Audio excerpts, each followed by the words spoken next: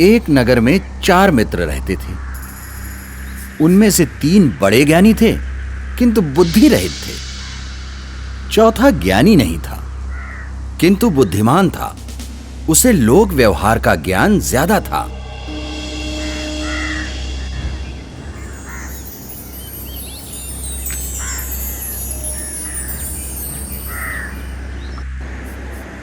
एक दिन चारों ने आपस में विचार विमर्श किया कि परदेश जाकर अपनी अर्जित विद्याओं से धनोपार्जन किया जाए। समाज में मान सम्मान उसी को मिलता है जिसके पास पर्याप्त धन होता है। निर्धन व्यक्ति तो अनेक विद्याओं का जानकार होते हुए भी धनहीन रहता है। समाज में उसका कोई मान सम्मान नहीं होता।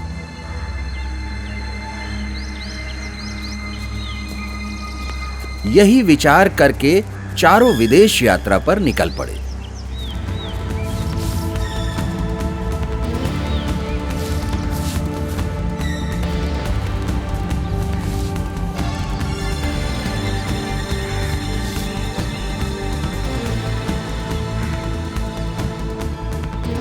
दिन भर चलने के बाद वे एक स्थान पर विश्राम के लिए ठहरे। तब उनमें से एक मित्र ने कहा, हम चारों विद्वानों में एक विद्या शून्य है। वो केवल बुद्धिमान है। धनोपार्जन के लिए और धनिकों की प्रसन्नता प्राप्त करने के लिए विद्या आवश्यक है। विद्या के चमत्कार से ही हम उन्हें प्रभावित कर सकते हैं। अतः हम अपने धन का कोई भी भाग इस विद्याहीन को नहीं देंगे। वो चाहे तो घर वापस चला जाए।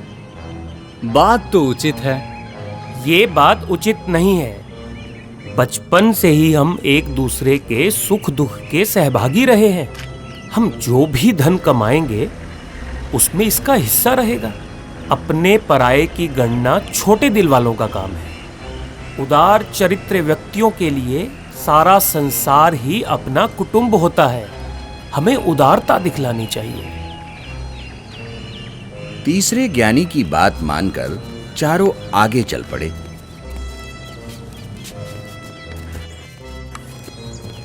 थोड़ी दूर जाकर उन्हें जंगल में एक शेर का मृत शरीर मिला। मरे हुए शेर के अंग प्रत्यंग बिखरे हुए थे। शेर के मृत शरीर को देखकर ज्ञानी मित्रों ने अपने ज्ञान की परीक्षा करने की सोची और तीनों विद्याभिमानी युवकों ने कहा, आओ हम अपनी ज्ञान की शिक्षा की परीक्षा करें। ज्ञान के प्रभाव से हम इस मृत शरीर में नया जीवन डाल सकते हैं। यह कहकर तीनों उसकी हड्डियां बटोरने और बिखरे हुए अंगों को मिलाने में लग गए। एक ने अस्थि संचय किया,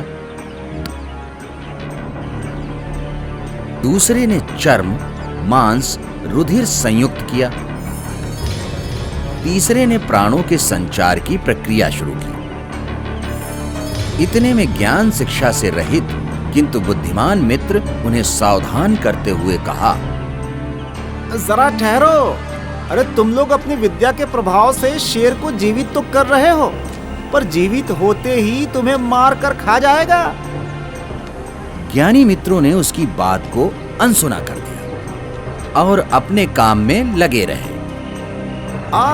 यदि तुम्हें अपनी विद्या का चमत्कार दिखलाना ही है तो दिखलाओ, लेकिन एक क्षण ठहर जाओ। मैं जरा वृक्ष पर चढ़ जाऊं।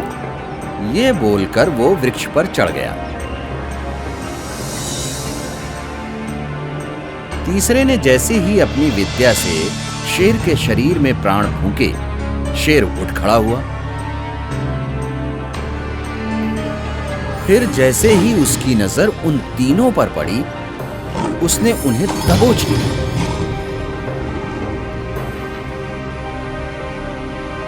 और मार कर खा गया। शेर जब वहां से चला गया तो बुद्धिमान पेड़ से उतरा और घर को लौट गया।